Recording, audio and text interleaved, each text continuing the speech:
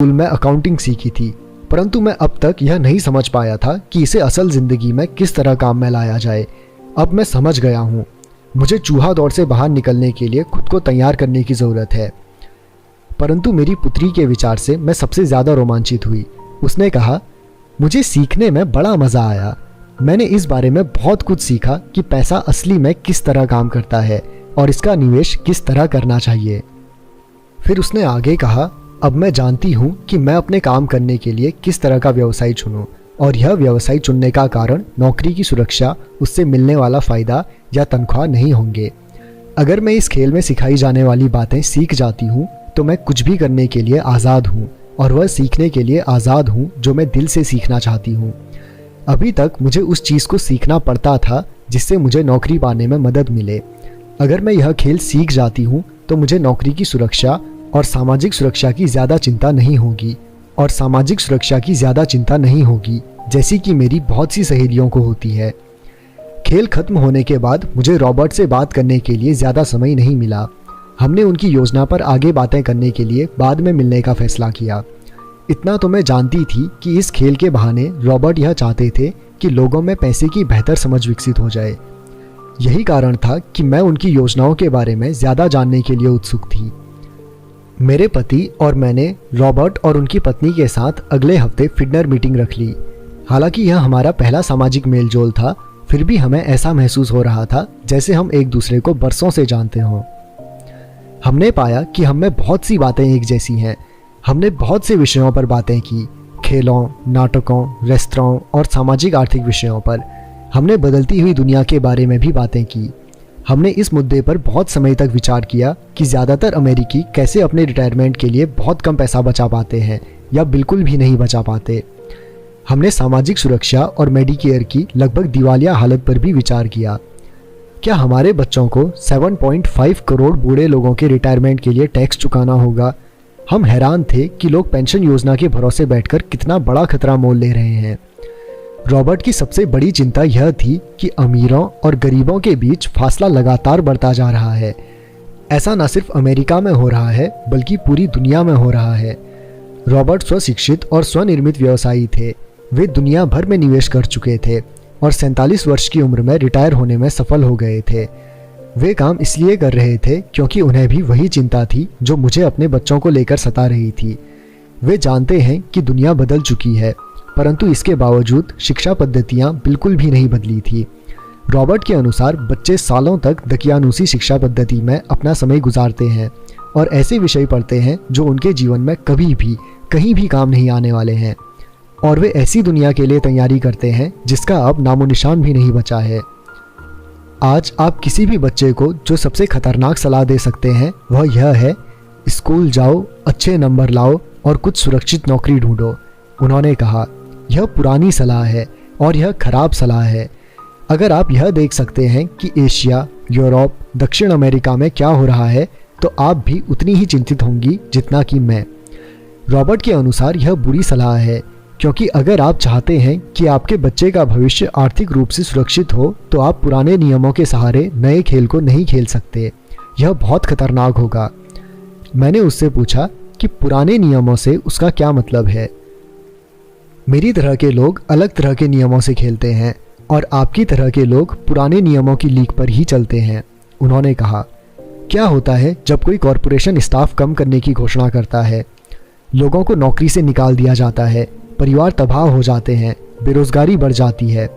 हाँ, परंतु कंपनी पर इसका क्या असर पड़ता है, खासकर जब वह कंपनी स्टॉक एक्सचेंज में दर्ज हो। जब स्टाफ कम करने की घोषणा होती है तो स्टॉक की कीमत बढ़ जाती है। मैंने कहा, जब कंपनी तनख्वाह का खर्च कम करती है तो बाजार इस बात को पसंद करता है, ऐसा चाहे स्टाफ कम करके किया जाए या फिर कंप्यूटर के माध्यम से किया जाए। उन्होंने कहा, आप ठीक कह रही हैं, और जब स्टॉक की कीमतें बढ़ती हैं तो मेरी तरह के लोग, यानी जिनके पास उस कंपनी के शेयर होते हैं, वे ज़्यादा अमीर हो जाते हैं। अलग तरह के नियमों से मेरा यही आशय था। कर्मचारी हारते हैं, मालिक और निवेशक जीतते हैं। रॉबर्ट कर्मचारी और मालिक के बीच के फ़र्क को समझा रहे थे। यह फ़र्क था अपनी किस्मत पर खुद अपना नियंत्रण होना या फिर अपनी किस्मत पर किसी दूसरे का नियंत्रण होना। परंतु ज़्यादातर लोग यह नहीं समझ पाते हैं कि ऐसा क्यों होता है। मैंने कहा, उन्हें लगता है कि यह ठीक नहीं है। उसका जवाब था, इसीलिए तो बच्चों से यह कहना मूर्खता है, अच्छी शिक्षा प्राप्त करो। यह सोचना मूर्खता है कि स्कूलों में दी जा रही शिक्षा से बच्चे उस दुनिया का सामना करने के लिए तैयार हो जाएंगे जिसमें वे कॉलेज के बाद पहुंचने वाले हैं। हर बच्चे को ज़्यादा शिक्षा की ज़रूरत है, एक अलग तरह की शिक्षा की, और उन्हें नए नियमों को जानने की भी ज़रूरत है, अलग तरह के नियमों को जानने की। धन के कुछ नियम होते हैं जिनसे अमीर लोग खेलते हैं, और धन के कुछ और नियम होते हैं जिनसे बाकी 95% लोग खेलते हैं, और ये 95% लोग उन नियमों को अपने घर और स्कूल में सीखते हैं। इसीलिए आजकल किसी बच्चे से यह कहना खतरनाक है, मन लगाकर पढ़ो और अच्छी नौकरी खोजो। आज बच्चों को अलग तरह की शिक्षा की ज़रूरत है, और आज की शिक्षा नीति उन्हें मूलभूत बातें नहीं सिखा पा रही है। इस बात से कोई फ़र्क नहीं पड़ता कि क्लासरूम में कितने कंप्यूटर रखे हैं या स्कूल कितना पैसा खर्च कर रहे हैं। जब शिक्षा नीति में वह विषय ही नहीं है तो उसे किस तरह पढ़ाया जा सकता है। अब सवाल यह उठता है कि किस तरह माता पिता अपने बच्चों को वह सिखा सकते हैं जो वे स्कूल में नहीं सीख पाते। आप अपने बच्चों को अकाउंटिंग किस तरह सिखा सकते हैं? क्या इससे वे बोर नहीं हो जाते? और आप उन्हें किस तरह निवेश करना सिखाएंगे जब एक पालक के रूप में आप खुद निवेश के खतरे से डरते हैं? अपने बच्चों को सुरक्षित जीवन के लिए तैयार करने के बजाय मैंने यह बेहतर समझा कि उन्हें रोमांचक जीवन के लिए तैयार किया जाए। तो आप किस तरह किसी बच्चे को धन और उन सब चीज़ों के बारे में सिखा सकते हैं जिन पर हमने अभी विचार किया है? मैंने रॉबर्ट से पूछा। हम किस तरह इसे माता पिता के लिए आसान बना सकते हैं, खासकर तब जब उन्हें खुद ही इसकी समझ ना हो? उन्होंने कहा, मैंने इस विषय पर एक पुस्तक लिखी है। वह पुस्तक कहाँ है? मेरे कंप्यूटर में। यह बरसों से वहीं बिखरी पड़ी है। मैं कभी कभार उसमें कुछ बातें जोड़ देता हूँ, परंतु मैं आज तक उसे कभी इकट्ठा नहीं कर पाया। मैंने इस पुस्तक को तब लिखना शुरू किया था जब मेरी पहली पुस्तक बेस्ट सेलर हो गई थी, परंतु मैं अभी तक अपनी नई पुस्तक को पूरा नहीं कर पाया हूँ। यह अभी भी खंडों में है, और वह पुस्तक निश्चित रूप से खंडों में ही थी। उन बेतरतीब खंडों को पढ़ने के बाद मैंने यह फैसला किया कि पुस्तक निश्चित रूप से बेहतरीन थी और समाज में इसकी बहुत ज़रूरत थी, खासकर ऐसे समय में जब दुनिया तेज़ी से बदल रही थी। हम दोनों तत्काल इस निर्णय पर पहुंचे कि मैं रॉबर्ट की पुस्तक में सहलेखक बन जाऊं। मैंने उनसे पूछा कि उनके विचार से किसी बच्चे को कितनी वित्तीय शिक्षा की ज़रूरत होती है। उन्होंने कहा कि यह बच्चे पर निर्भर करता है। अपने बचपन में ही उन्होंने यह जान लिया था कि वे अमीर बनना चाहते थे, और उन्हें एक ऐसे पिता स्वरूप व्यक्ति मिल गए थे जो अमीर थे और जो उनका मार्गदर्शन करने के इच्छुक भी थे। रॉबर्ट का कहना था कि शिक्षा ही सफलता की नींव है। जिस तरह स्कूल में सीखी गई बातें बहुत महत्वपूर्ण होती हैं, उसी तरह धन संबंधी समझ और बोलने की कला भी बहुत महत्वपूर्ण होती है। आगे की कहानी रॉबर्ट के 2 डैडियों के बारे में है, जिनमें से एक अमीर हैं और दूसरे गरीब। इनके जरिए रॉबर्ट उन रहस्यों को बताएंगे जो उन्होंने अपने जीवन में सीखे हैं। दोनों डैडियों के बीच का अंतर एक खास बात उजागर करता है। इस पुस्तक को मैंने बढ़ाया है, इसमें कुछ जोड़ा और घटाया है, और इसे व्यवस्थित करने का काम किया है। जो अकाउंटेंट इस पुस्तक को पढ़े उनसे मेरा यही अनुरोध है कि वे अपने किताबी ज्ञान को एक तरफ रख दें और अपने दिमाग में रॉबर्ट के सिद्धांतों को घुस जाने दें।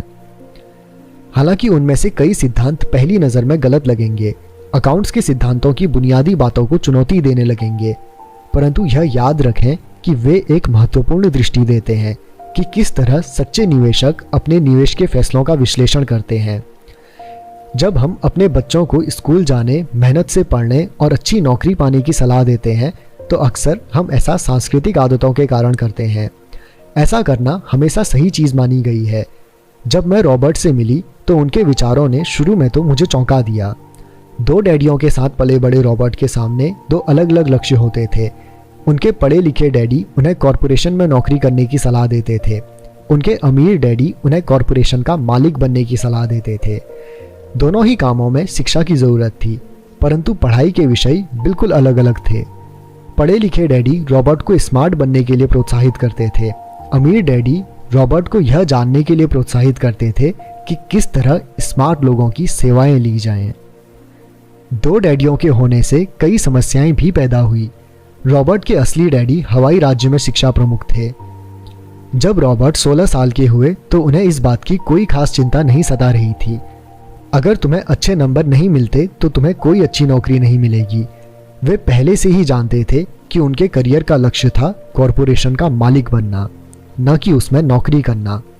सच तो यह है कि अगर हाई स्कूल में समझदार और मेहनती परामर्शदाता नहीं मिला होता तो रॉबर्ट कभी कॉलेज भी नहीं गए होते। वे इस बात को मानते हैं। वे दौलत कमाने के लिए बेताब थे, परंतु वे आखिरकार मान ही गए कि कॉलेज की शिक्षा से भी उन्हें फायदा हो सकता है। दरअसल इस पुस्तक में दिए गए विचार शायद बहुत से माता पिताओं को क्रांतिकारी और अतिशयोक्तिपूर्ण लगेंगे। कई लोगों को तो अपने बच्चों को स्कूल में रखने में ही काफ़ी मेहनत करनी पड़ रही है, परंतु बदलते हुए समय को देखते हुए हमें नए और जोखिम भरे विचारों की तरफ ध्यान देने की ज़रूरत है। अपने बच्चों को कर्मचारी बनने की सलाह देने का मतलब यह है कि हम उन्हें जिंदगी भर अपनी खून पसीने की कमाई से इनकम टैक्स व और भी न जाने कितने टैक्स चुकाने की सलाह देते हैं, और इसके बाद भी पेंशन की कोई गारंटी नहीं होती।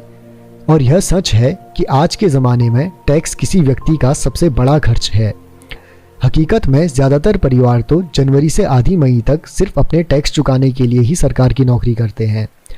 आज नए विचारों की बहुत ज़रूरत है और यह पुस्तक हमें नए विचार देती है। रॉबर्ट का दावा है कि अमीर लोग अपने बच्चों को अलग तरह की शिक्षा देते हैं।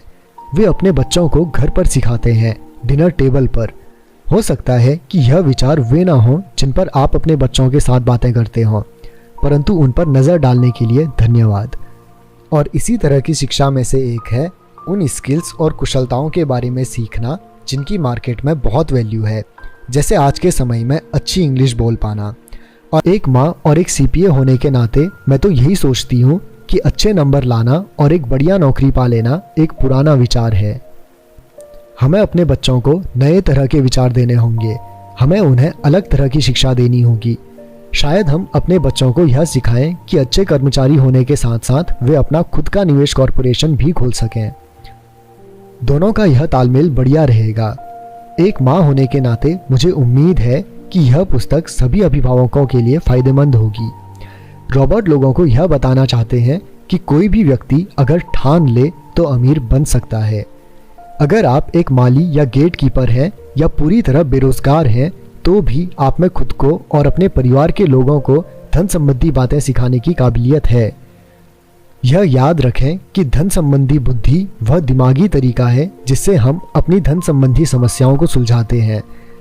आज हम ऐसे विश्वव्यापी तकनीकी परिवर्तनों का सामना कर रहे हैं जिनका सामना हमने आज से पहले कभी नहीं किया। किसी के पास भी जादू की पुड़िया नहीं है, परंतु एक बात तो तय है, ऐसे परिवर्तन हमारे सामने आने वाले हैं जो हमारे यथार्थ से परे हैं। कौन जाने भविष्य हमारे लिए क्या लाता है, पर जो भी हमारे पास दो मूलभूत विकल्प मौजूद हैं, या तो हम सुरक्षा की राह पर चलें या फिर हम स्मार्ट बनकर खुद को धन संबंधी क्षेत्रों में शिक्षित करें और अपने बच्चों की धन संबंधी प्रतिभा को भी जागृत करें। Sharon lateral.